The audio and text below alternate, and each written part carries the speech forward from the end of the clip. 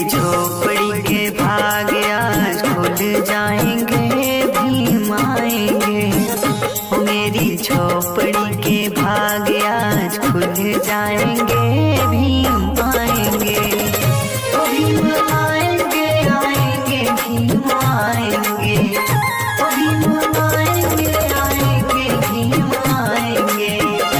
मेरी झोपड़ी के भाग आज खुल जाएंगे, भीम आएंगे। मेरी झोपड़ी के भाग आज खुल जाएंगे, भीम आएंगे।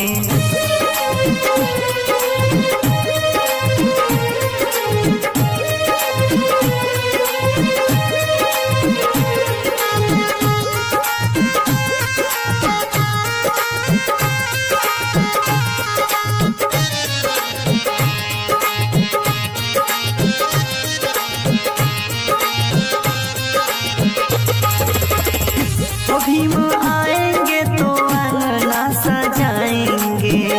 ओ भीम आएंगे तो अंगना सजाएंगे। ओ दीप जला के दीपोत्सव मनाएंगे। ओ दीप जला के दीपोत्सव मनाएंगे। मेरे कर्मों के भाग आज खुल जाएंगे, भीम आएंगे। मेरी झोपड़ी के भाग आज खुल जाएंगे, भीम आएंगे। मेरी झोपड़ी के भाग आज खुल जाएंगे, भीम आएंगे।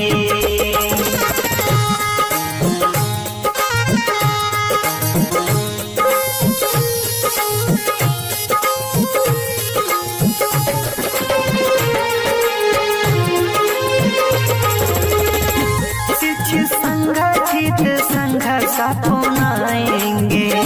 शिक्षित संगठित संघर्ष अपनाएंगे। तीनों वचन को कभी ना भुलाएंगे। तीनों वचन को कभी ना भुलाएंगे। मेरे कर्मों के भाग सब खुल जाएंगे, भीम आएंगे।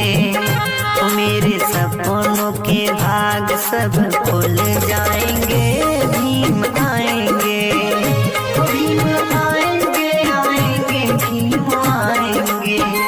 भीम आएंगे, आएंगे भीम आएंगे। मेरी झोपड़ी के भाग आज खुल जाएंगे, भीम आएंगे। मेरी झोपड़ी के भाग आज खुल जाएंगे, भीम आएंगे। ओ भीम आएंगे, ओ भीम